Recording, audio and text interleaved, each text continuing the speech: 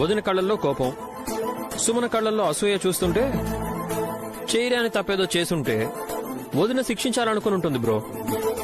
నైని, నువ్వు పనిష్మెంట్ ఇచ్చేంత తప్పు సుమన ఏం చేసింది? ఇప్పుడు ఎన్ననుకున్నా లాభం లేదులేండి, వదిలేయండి.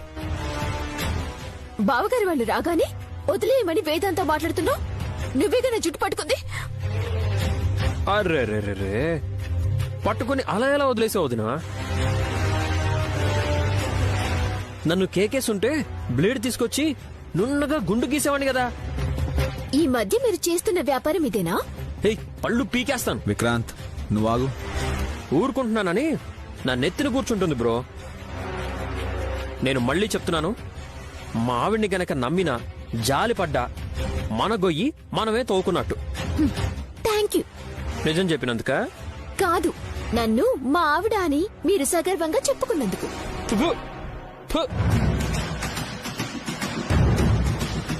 ఏదో నోరుజారు అన్నాను గానీ గుళ్ళో కూడా నీ పేరు చెప్పను. విక్రాంత్, వెళ్ళండి ముందు. నేను కూడా నా బావగారు. అవును అక్క, బావగారు చెప్పాక వినాలి కదా. వెళ్తున్నాను. జరిగింది ఏదో జరిగిపోయిందనుకుని స్థిమితంగా ఉండు, సరేనా? వస్తారా మీరు? రూమ్ లోకి పద. నీ కాళ్ళు విరగొట్టకపోతే అప్పుడు అడుగు నన్ను.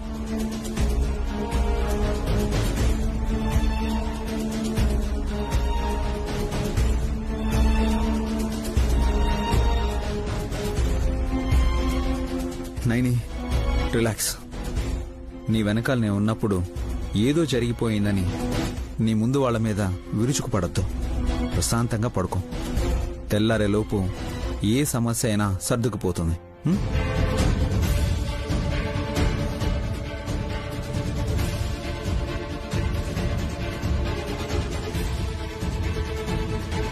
రేపు తెల్లారెక్క మీరన్నట్టు నైనే సర్దుకుపోవాల్సి వస్తే ఈ మాట నయని అందనుకో అర్థం ఉంటుంది. నువ్వంటే లాభం ఏముంటుంది? మీరంతా కలిసే ఏదో కుట్ర చేశారు. నా చెల్లికి అన్యాయం చేయాలని చూస్తున్నారు. చైర్మన్ గా ఉండకపోతే పోని, కానీ ఆస్తి ఇచ్చేయడం ఏంటి? ఇంట్లో నుంచి వెళ్లిపోవాలనుకోవడం ఏంటి? నేను ఒప్పుకోను. నైనియే ఒప్పుకున్నాక నువ్వు ఒప్పుకుంటే ఏంటి, లేకపోతే ఏంటి? నోరు మూసుకుని లోపలికి పదా. దౌర్జన్యం చేయకండి బ్రో. రే, ఎవరు బలవంతం చేయట్లేదురా. రాసిచ్చిందాన్ని చదివితేనే తెగ ఫీల్ అయిపోతున్నారు ఎందుకు? ఇదంతా అబద్ధమని, నేను సైన్ చేయలేదని నైని చెప్పమను. ఇప్పుడే ఆ డాక్యుమెంట్ చించి పడేస్తా. వల్లభ, ఆవేశపడుకు. నయని మాట తప్పే రకం కాదు. చెప్పిన దానికి కట్టుబడి ఉంటుంది.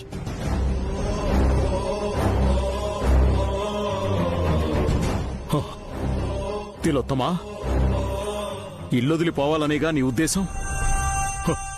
చివరికి మీరు సాధించింది ఇదేనా?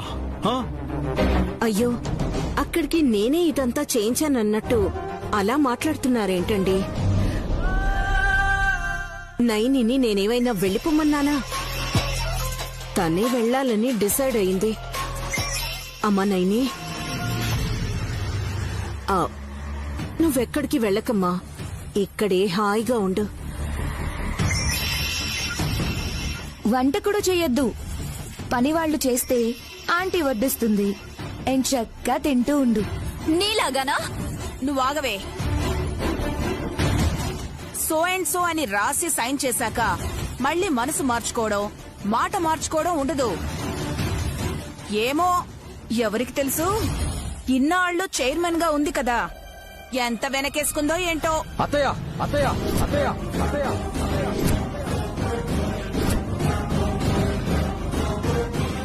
సారీ విష్, నోటికలా వచ్చింది అనేసాను. ధర్మాన్ని తప్పను. నేను వెళ్ళిపోతాను.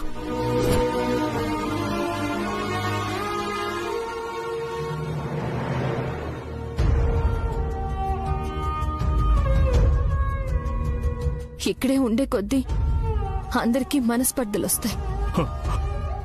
ఎక్కడికి వెళ్తావమ్మా? జరిగింది అన్యాయం అని ఒక్క మాట చెప్పు నైని. ఆ పేపర్స్ కి విలువ లేకుండా చేస్తాను. క్షమించండి మావయ్య గారు. అమ్మగారి ఆస్తిని అమ్మగారి కోసం వినాశమే కోరుతుంది విద్వేషపు విషజ్వాల.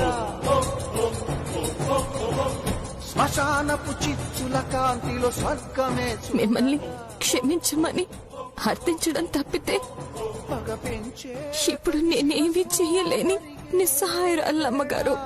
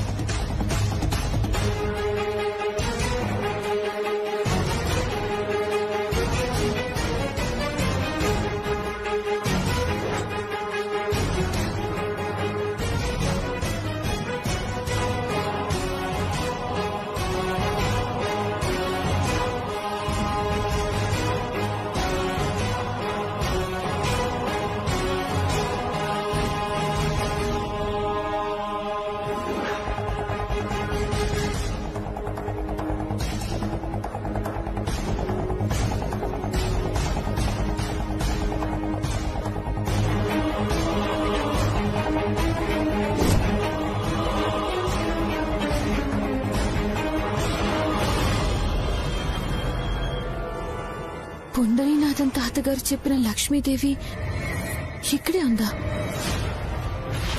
ఈ రుద్రాక్షి ఇక్కడికొచ్చింది అంటే ఏదో రహస్యం ఉంది. ఈ ఇల్లు వదిలి వెళ్లిపోయే ముందు ఇక్కడికి దారి చూపించింది అంటే, ముందే ఇలా రాసి పెట్టి ఉంది అంటే, ఈ లక్ష్మీదేవి పటాన్ని నా వెంట తీసుకెళ్లాలనే అర్థమై ఉంటుంది.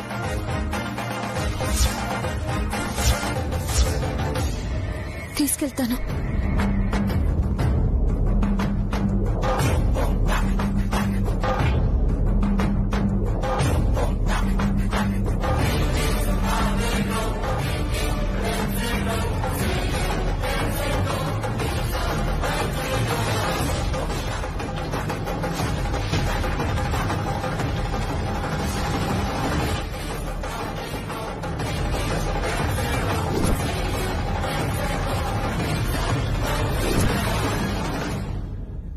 ఏం చేస్తున్నావు? లక్ష్మీదేవి పటాన్ని నా వెంట తీసుకువెళ్లాలనుకుంటున్నాను. ఇలాగైనా అదృష్టం కలిసి వస్తుందనా? పాపం. పాపం చేసింది మీరు. నిన్ను దెబ్బ కొట్టాలంటే కర్ర వాడకూడదు, బుర్ర వాడాలి. ఫలితం ఆస్తి, హోదా వచ్చాయి. నువ్వు నీ మొగుణ్ణి కూడా పేదవాణ్ణి చేసి కూడా తీసుకువెళ్లిపోతున్నావు. వెళ్లడమైతే వెళ్తాను, తిరిగి వచ్చేటప్పుడు మిమ్మల్ని మించి వస్తాను. కల్లో కూడా జరగదు. నాకొచ్చే ప్రతి కళ జరిగింది. ఇలాంటి పరిస్థితుల్లో బాధపడకుండా ఆవేశపడితే ఇంకా నష్టం అని తెలుసుకో. భవిష్యత్తు తెలియంది మీకు, నా భవిష్యత్ ఏంటో నాకు బాగా తెలుసు. అష్ట కష్టాలు, అవస్థలు నీకలవాటై ఉండొచ్చు. నిన్ను కట్టుకున్నవాడు చుట్టం చూపుగా కూడా వాటిని చూడలేదు.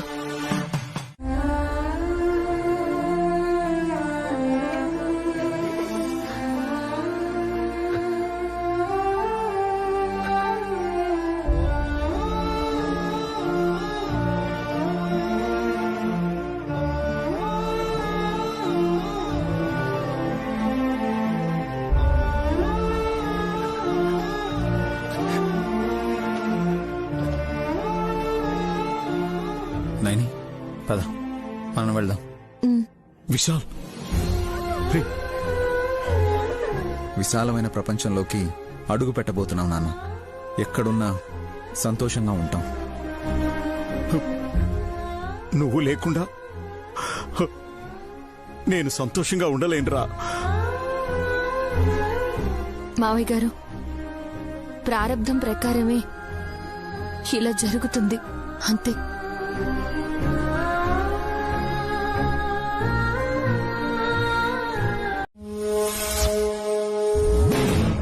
ఏమిటే నన్నేనా నువ్వు అంటున్నది?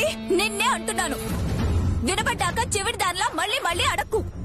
ఏంటల్లుడు, హాస్కేమైనా మెంటల్ వచ్చిందా? నైని వెళ్లిపోగానే ఫ్రస్ట్రేషన్ తో ఏది పడితే అది వాగుతుంది. మా బాధ నీకు అర్థం కాదులే అత్తయ్య. అంత బాధగా ఉంటే హాసినక్క నువ్వు ఇల్లు విడిచి వెళ్ళిపోండి.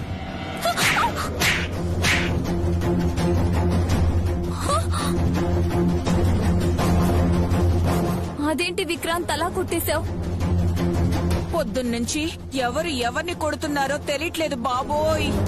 సీతమ్మ లాంటి నైని వదిన గడప దాటి పోగానే గుండె ఆగిపోయినట్టు అయిపోయింది. అమాయకురాలైన పెద్దొదిన కూడా ఇల్లు విడిచి వెళ్లిపోతే ప్రాణం పోతుంది. అంత ప్రాణం పెట్టుకున్న వాళ్ళు అడ్డుపడి ఆపొచ్చు కదా. దవడ పగులుతుందేమని. విక్రాంత్ వద్దు, విక్రాంత్ చేయి చేసుకోవద్దు. నువ్వు అన్నది నిజమే అయి ఉంటుంది వదిన. ఇదే ఏదో పని చేసి అమ్మకో వల్లబానయ్యకో హెల్ప్ చేసి ఉంటుంది. ఆ దెబ్బతో నైని వదిన ఆస్తులు రాసిచ్చి విశాల్ బ్రోని తీసుకుని మనకి దూరం అయిపోయింది. ఏం జరిగిందో మనమైతే కళ్ళారా చూడలేదు, చెవులారా వినలేదు బాబు. ముందు నీకు పడాలి. నన్నిరికిస్తావేంటే? నీ మొహం మండ. అసలే మంట మీద ఉన్నవాణ్ణి ఇంకా రెచ్చగొట్టాలనుకుంటున్నావా? మనసులో ఏదో పెట్టుకుని ఇలా దాడి చేస్తున్నారు.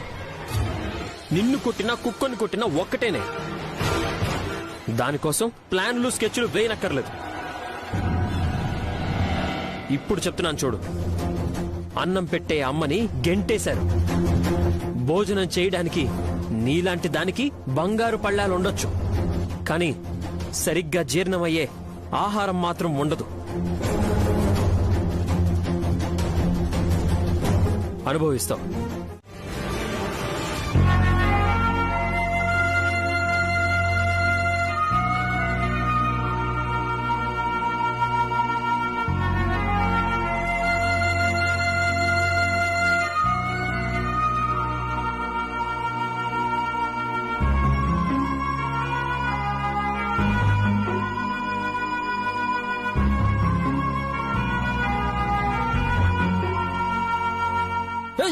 నా మీద ఎత్తే బెటర్ నువ్వు.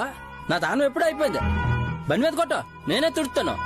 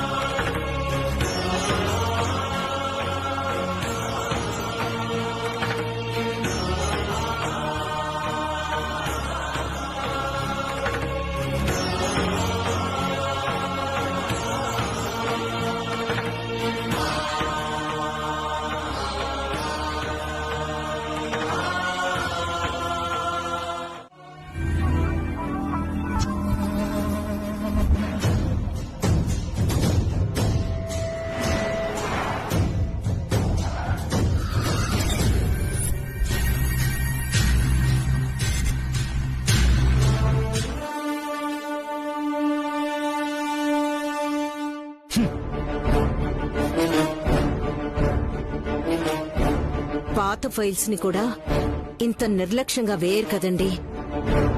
కంపెనీ ఫైల్స్ ని కళ్ళకద్దుకుని జాగ్రత్తగా చూడాలి. హోదా వచ్చిందని ఇష్టానుసారంగా ప్రవర్తించడానికి వీల్లేదని చెప్పడానికే ఆ ఫైల్స్ ని ముందేశాను. నైని విశాల్ కంపెనీని ఎంత సమర్థవంతంగా నిర్వహించారో చూస్తే చాలు. కానీ వాటిని మార్చాలని చూస్తే నష్టం వస్తుంది. ఎవరికి? వ్యక్తిగతంగా నీకొచ్చే నష్టమేమీ ఉండదు. కంపెనీకి వస్తుందని హెచ్చరిస్తున్నాను. దానివల్ల పరువు పోతుందని ఒళ్ళు దగ్గర పెట్టుకోమంటున్నాను. ఏంటన్నయ్యా చాలా ఫైర్ మీదున్నా?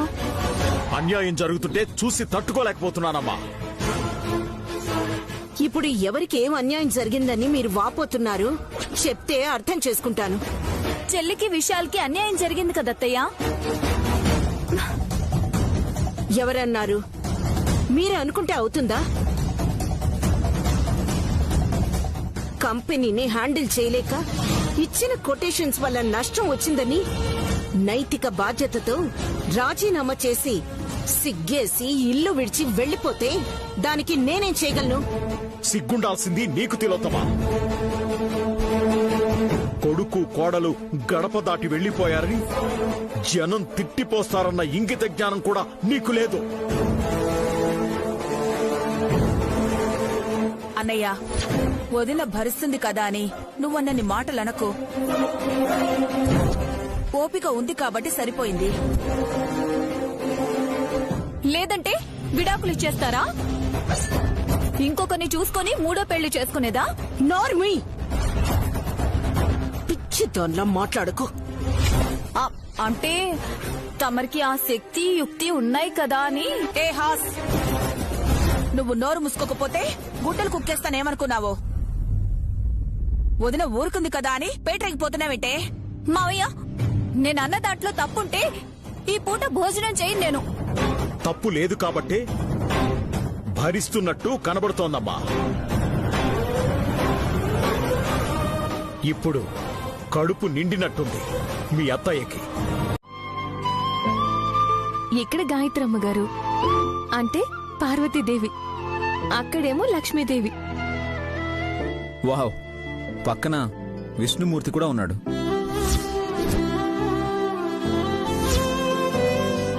నాగలి దున్నుతూ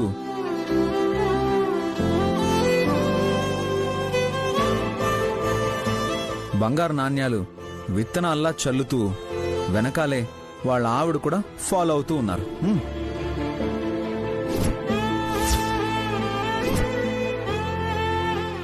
ముందు నేను చెప్పేది వినండి బాబు గారు. చెప్పండి మేడం. లక్ష్మి పార్వతుల మధ్య ఉండాల్సింది ఎవరు? నువ్వే. I mean Saraswati. జ్ఞానపీఠాన్ని అధిరోహించిన చదువుల తల్లి. అందుకే నువ్వు మధ్యలో ఉంటే సరిపోతుంది అంటున్నాను. పర్ఫెక్ట్.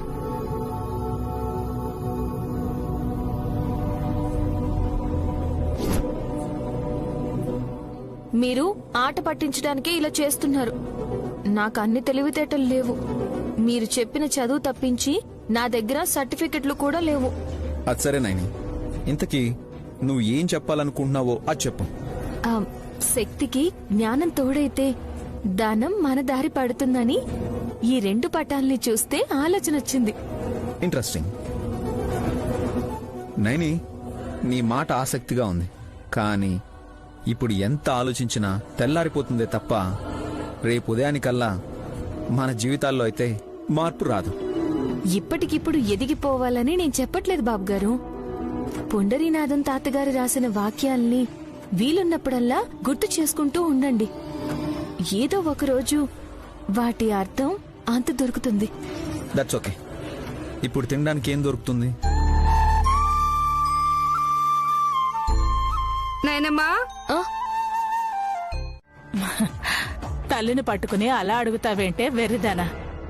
అమ్మయ్యా, అయితే మా అమ్మే లిఫ్ట్ చేసింది. ఏమైంది సుమనా నీకు? నాకు కాదు కానీ నీకేమైంది చెప్పు ముందు. వారం నుండి ఫోన్ చేస్తూనే ఉన్నాను. స్విచ్ ఆఫ్ అని వార్తలు చెప్పినట్టు చెప్తూనే ఉంది. ఏ ముష్టివాడు మిగిలిన పులిహోర కోసం వచ్చి మొబైల్ ఎత్తుకెళ్లాడేమో అని అనుమానించాను కూడా. ఛార్జింగ్ పెట్టే వైరు తెగిపోయిందే. అబద్ధం. నిజంగా ఛార్జర్ పాడయ్యుంటే పక్కింటి వెంకటలక్ష్మి వాళ్ళ ఇంటికి వెళ్లి బ్యాటరీ రీఛార్జ్ చేసేదాన్వి, లేదంటే దాని ఫోన్ నుంచైనా నీ కూతురుతో మాట్లాడేదాన్వి. అంతేలే, పెద్ద కూతురికి ఫోన్ చేసి నేను నా మొగుడు వర్షాకాలం దాకా కలవకూడదని పెట్టేశావు. ఆ తర్వాత నేను నా మొబైల్ ని ఎన్నిసార్లు నొక్కానో నీకేం తెలుసు? బొట్టును వెళ్ళు నొప్పెట్టింది కూడా. బా సర్లేవే, ఇప్పుడు ఏమైందని? అక్క బాగుంది కదా? అయ్యగారు వాళ్ళంతా కులాసాయనా? నీ ప్రశ్నలకి వరుసగా సమాధానం చెప్తాను కానీ ముందు నేను చెప్పేది గుండె దిటవు చేసుకుని విను. ఏమైందే? ఇదిగో ఈ కంగారే వద్దనేది. కావాల్సొస్తే గ్లాసుడు మంచినీళ్లు తాగు, ఆ తర్వాత విందువు గాని. నువ్వు కంగారు పెట్టి చంపక సుమనా. విషయం ఏంటో చెప్పు. తాతయ్య ఎన్నాడా? లేర్లేవే, లక్ష్మీపురంలో అమ్మవారి బ్రహ్మోత్సవాలు మొదలవుతున్నాయి కదా, నిన్ననే వెళ్లారు. ఓ, మరి నీకు గుండెపోటో రక్తపోటో వస్తే ఎవరు చూస్తారు చెప్పమా? కన్న తల్లి క్షేమంగా ఉండాలని కోరుకోకుండా ఏంటి ఆ పిచ్చి మాటలు? ముందు ఏమైందో చెప్పు. నువ్వు మా ఆయన నేను 2 నెలలు కలవకూడదని చెప్పావు కదా. ఆ అవును. కానీ మొన్న పండగైన మరుసటి రోజు మా అత్తయ్య గారు మాకు శాంతి ముహూర్తం పెట్టించారు. మేము ఒకటైపోయామమ్మా.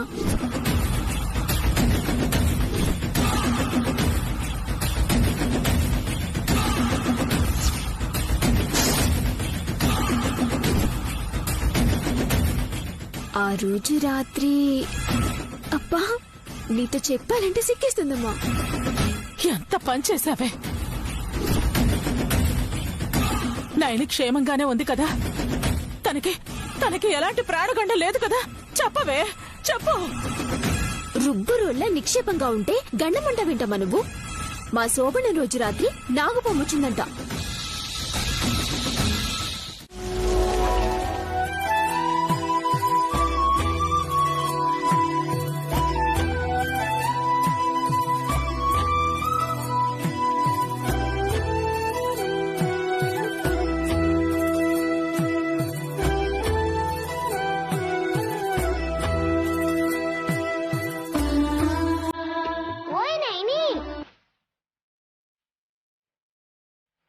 లేచి గుడ్ మార్నింగ్ చెప్తావా, లేకపోతే కాసేపు ఆగి గుడ్ ఆఫ్టర్నూన్ అంటావా?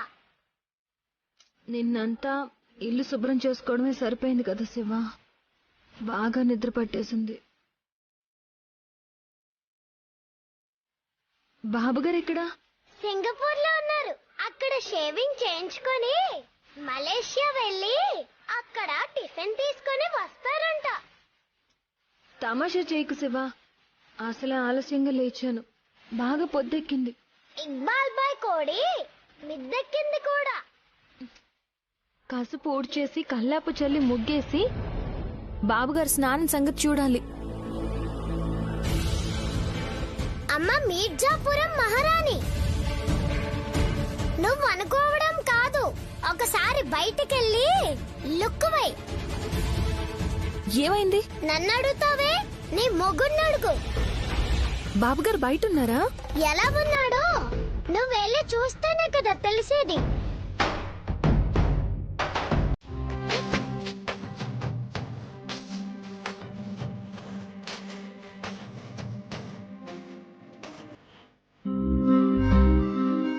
నిమ్మకు నీరెత్తినట్టు అలా చూస్తుండిపోయా. మా ఆయనకి నా దిష్టి ఏమైనా తగులుతుందేమో శివ. అంత ముద్దొస్తున్నాడా? లుంగి కట్టుకున్న నీ మొగుడు మగధ దేశపు మహారాజులా ఉన్నాడు. నీకేంటమ్మా అంతంతగా అన్ని కట్టేసుకున్నావు? నైని, ఎలా ఉంది ఇదంతా?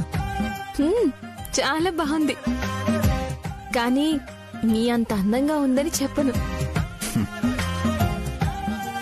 ఈ లుంగి చొక్కా మట్టి కుండలు ఇవన్నీ ఎక్కడివి బాబుగారు? నిన్న మిగిలిన 2000లో బడ్జెట్ ప్లాన్ చేసి మనకు కావలసినవన్నీ పట్టుకొచ్చాను. చెప్పేయండి. అరే శివ, సైలెంట్ గా ఉండు. నన్ను అడ్డుకోకు బుల్లబ్బాయ్. ఓయ్ నైని, నువ్వు రాత్రి ముద్ద నిద్ర పోగానే మీ ఆయన పల్లోకెళ్ళాడు. ఇంకో 2000 సంపాదించి పెళ్ళాన్ని సుఖపెట్టాలని డిసైడ్ అయ్యాడు. నేను చెప్పడమైతే చెప్పాను, ఇక నువ్వేం చేస్తావో నీ ఇష్టం.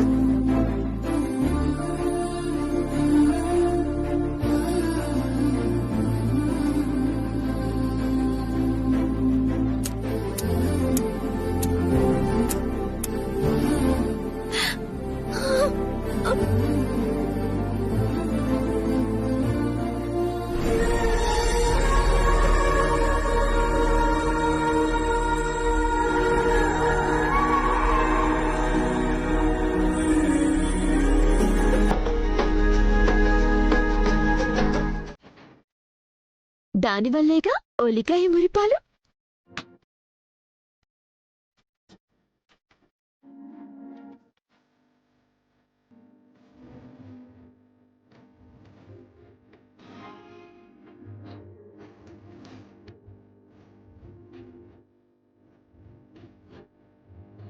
మా ఆయన మత్తులో ఉన్నప్పుడు నేను మేనేజ్ చేసినట్టే మీ ఆవిడ నిన్ను మత్తులోకి దింపి మేనేజ్ చేసింది విక్రాంత్. అది సంగతి. ఇన్ని రోజులు ఇదేదో కామెడీగానో నన్ను కవ్వించడానికో అంటుందేమో అనుకున్నాను వదినా. అంటే ఆ రోజు నన్ను నేను పోగొట్టుకున్నానా? అల్లుడు, మొగుడు పెళ్ళాలన్నాక కొట్టుకోవడం పోగొట్టుకోవడం కామనే. నువ్వు మళ్ళీ తన మీద ప్రేమ పుట్టించకపోయినా రాసి పెట్టుంటే సుమన నెల తప్పొచ్చు కూడా. నేను కూడా రిజల్ట్ కోసం వెయిట్ చేస్తున్నాను. స్వార్థం అనుకుంటారో నేనన్న దాంట్లో అర్థం ఉందనుకుంటారో నాకు తెలియదు గాని నాకైతే మీ ఇద్దరికన్నా నైని వదిన అమ్మవ్వాలి.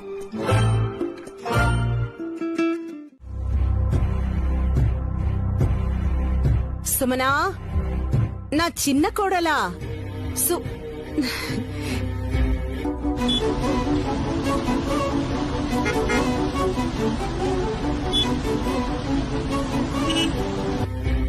నువ్విక్కడున్నావా?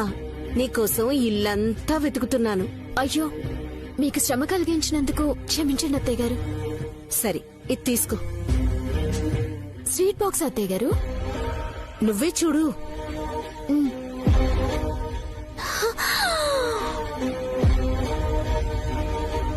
నెక్లెస్. పని మీద బయటికెళ్లి తిరిగొస్తుంటే జ్యువెలరీ షాప్ కనిపించింది. నగల్ని చూడగానే నాకు నువ్వే గుర్తొచ్చావు. 5 లక్షలు పోతే పోయిందని తీసుకొచ్చాను.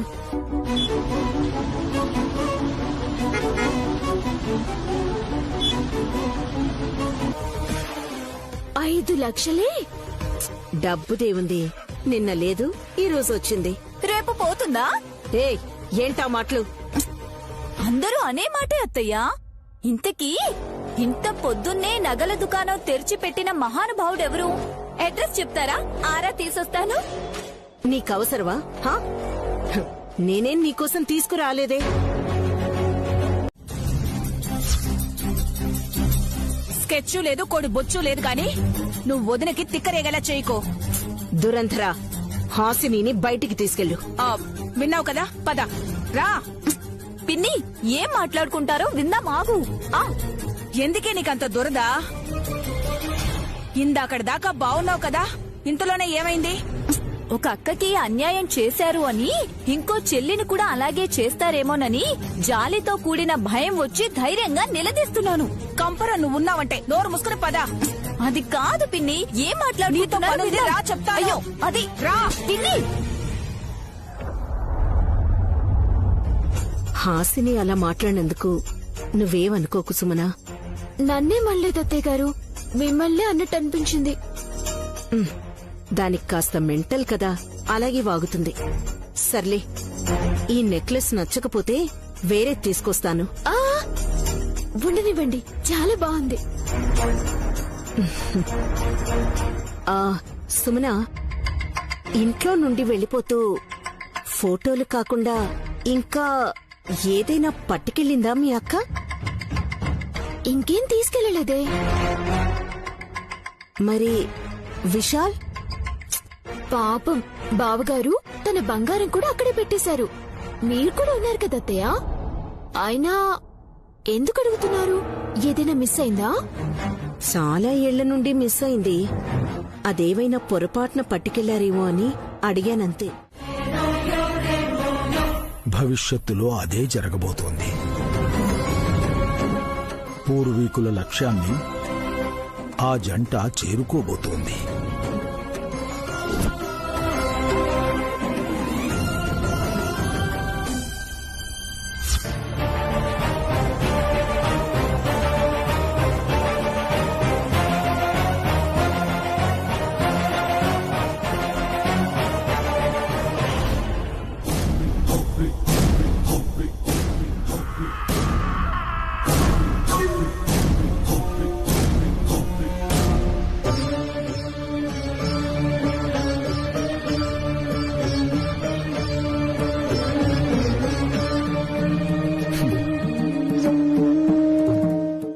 ఈశ్వరానుగ్రహం చేతనే ఈ జగత్తుకి కదలిక వస్తుంది. నంది వాళ్ల కొత్త జీవితానికి నాంది పలకడానికి శివానుగ్రహం కోసం ఎదురు చూస్తున్నాడు. నాందా పొడవు 40 అడుగులు, వెడల్పు 30 అడుగులు. ఎక్కడైతే బసవన్న వచ్చి రంకె వేస్తాడో అప్పుడు లోతుగా ఆలోచించాలి. మహోన్నతమైన లక్ష్యం కోసం తనకు తానుగా శిక్ష వేసుకున్న నయని నిర్దిష్టమైన స్థితికి చేరుకున్నప్పుడు జరిగే పరిణామాలు, ఫలితాల కోసం ఎదురు చూడక తప్పదు. వెళ్ళిరండి.